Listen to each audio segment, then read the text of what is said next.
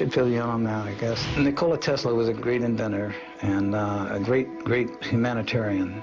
Well, Tesla wanted to get into his field, which was free, if you will, energy that comes from the surroundings. He was hired by J.P. Morgan to work with Westinghouse and Edison companies in the East Coast.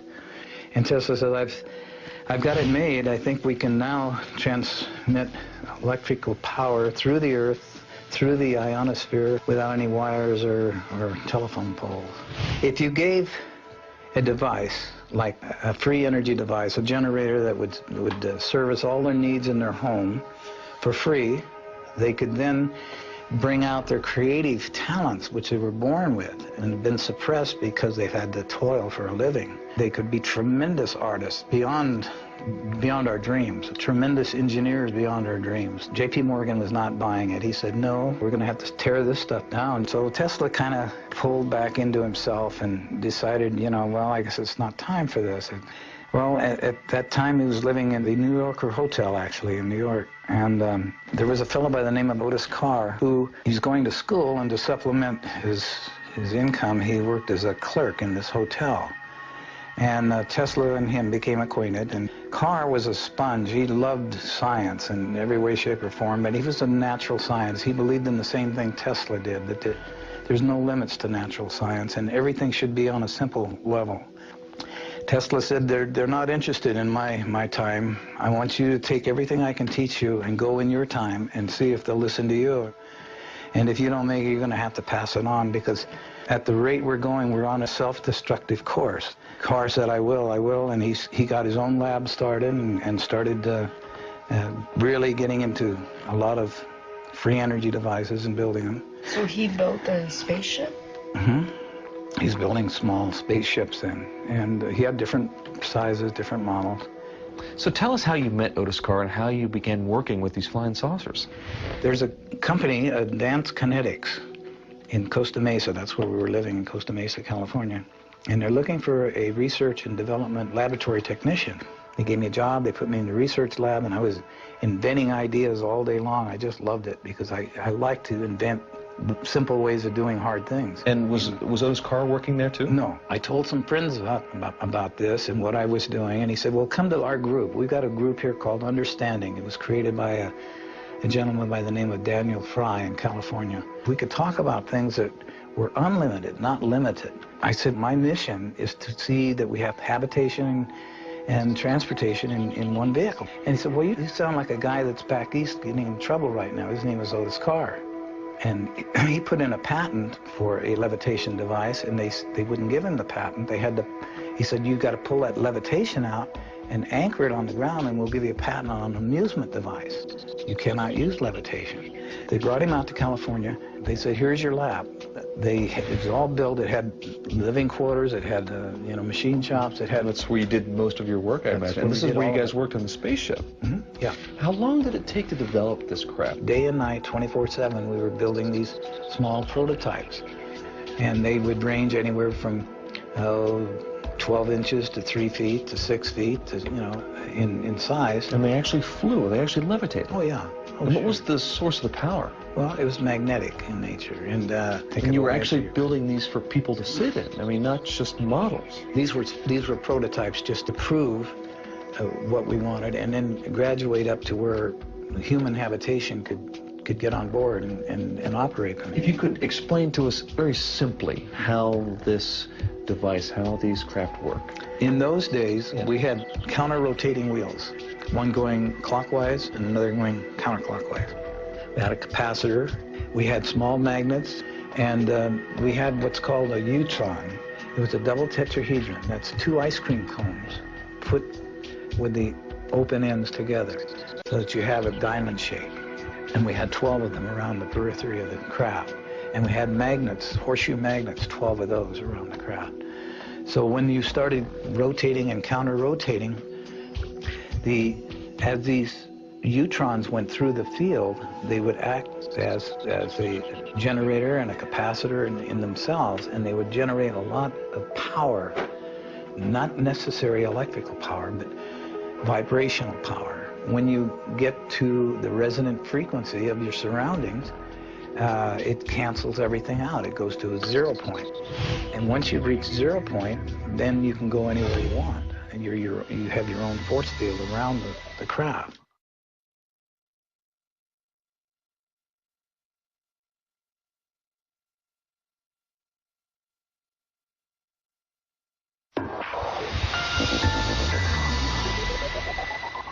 You control its up and down and left and right movements by how fast it spins or other gyros in there? Yeah, the ones with the models we had remotes, you know, to operate the models.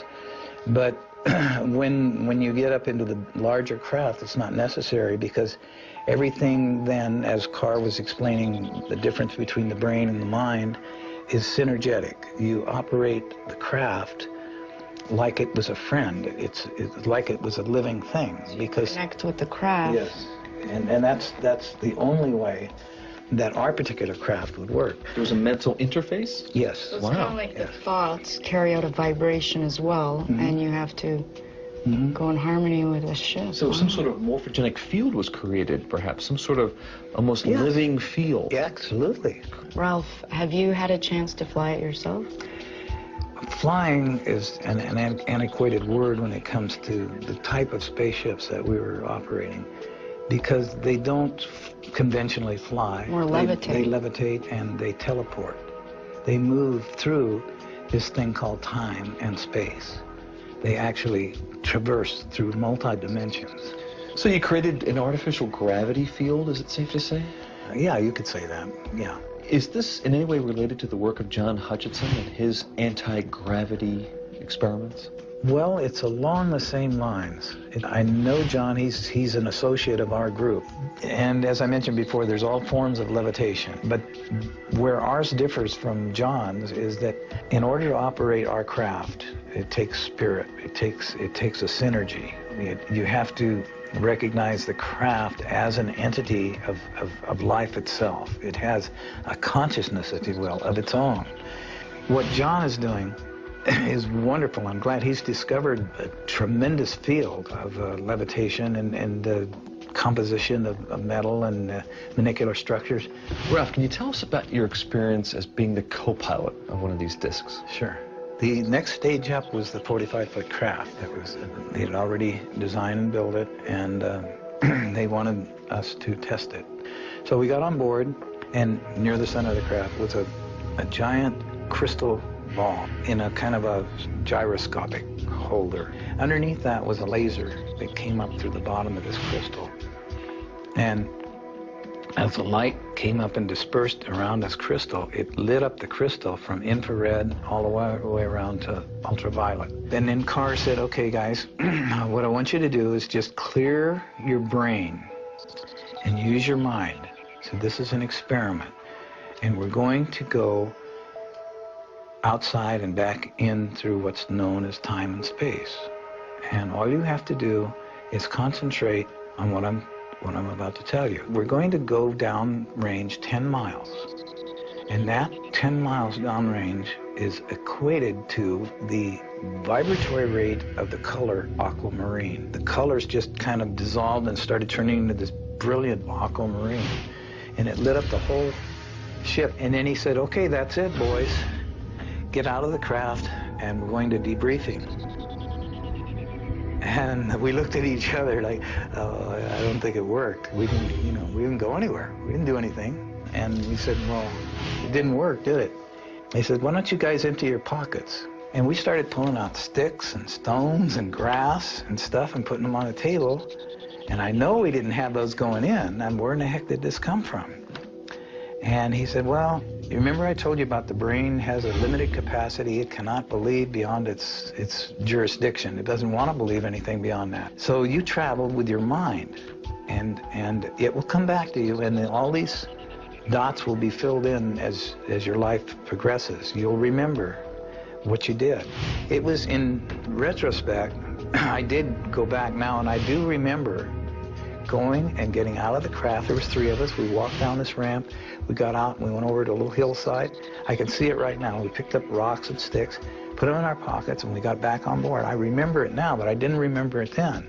It sounds like this technology is something that we have to be spiritually advanced enough to be Yes. able to use it. And Carr explained that as higher consciousness. He said, you've got to raise the consciousness. When you were operating this disc, did you notice or were you told that anything changed as far as the structure of the craft? There's a consistent expansion and contraction. It's almost so instantaneous that it's unnoticeable. And in one of the smaller demonstrations, we had a small model, aluminum model, and I could hear this hum, and it was just a beautiful, beautiful feeling while this thing was running, and I was touching it, and then it got more and more intense, and then I found like it was Jello, and I could put my fingers on it like Jello, and I looked at the other guys, and then I put my fingers inside this aluminum with my hand. I said, this is impossible, but I'm doing this, and I put it in and out of the craft. And Carr was over there because he said, you're energy, and that's energy. And when you understand that, and you get a harmonic with energy, you get a balance, you can do anything. There's no limit. So the next day, he had another model, and we put it up, but he was going to accelerate beyond. He says, these retinas are like cameras, are flashing at milliseconds. And when you flash fast enough, things seemingly disappear. So with that in mind, here's our next demonstration. So we fired this one up, and we were all watching it, and I was getting ready to put my hand in it, and whew, the whole thing disappeared right in front of us. He said it's quite simple. Tesla did this all the time in his laboratory, and it's teleported. He said, well, where did it go? And he said, well, it might have landed on somebody's dining room table. I don't know. He says, I don't know yet where it went, and I don't know if it'll come back. Maybe it'll show up someday. Maybe it's gone. Maybe it's still there. But we just don't see it. So we don't see it, yeah, and it's out of our dimension. And he explained that the mind, when you tune yourself high enough and you get into the mind space instead of the brain space, instead of logic or instead of reasoning or instead of all those things, you just get up to a sense of knowing. You know who and what you are, that you're a created, immortal, infinite being, and we all are. And he said everybody on this planet are gods by comparison, and they don't know it. They're asleep. And until they wake up, this is what our job is. We're making these toys, trying to get them to wake up, to realize there's no limits to what they can do. They don't have to live in servitude. They don't have to live in poverty. They've just been told that by people that unfortunately want to control things. Carr explained to us that the brain that we have operates this water vessel which we live in, but the energy that inhabits the vessel is who and what we are. We are energy. We're not bodies. The energy is all magnetic in nature. It's free in nature. We're swimming in energy. Well, before we could get any further with it, we were invaded, if you will, by people with a piece of paper that said they were at this time closing us down. The paper read that we were attempting to overthrow the monetary system of the United States, and that could be construed as high treason, and we were shutting you down and confiscating all your equipment. Wait a minute. Didn't John Hutchison say the same thing about the Canadian government? That they confiscated his entire lab at one time? I stayed in touch with Carr as much as I could, but as soon as I contacted him, I was contacted by somebody, and we told you to stay away from even thinking about this. Well, what did the energy companies do to Carr? The powers that be, namely the power companies, weren't quite interested in anything to do with Tesla or Carr. They didn't want this information out. It was even beyond the energy company. It came down to, and it can be traced to this day, back to the international banking system out of England. That's where this all started, the monetary system per se. Because his inventions were so revolutionary, would it upset the whole banking system? Yes, it would upset everything. They had a very, very earnest effort put forth to eliminate Carr and his inventions and his ideas.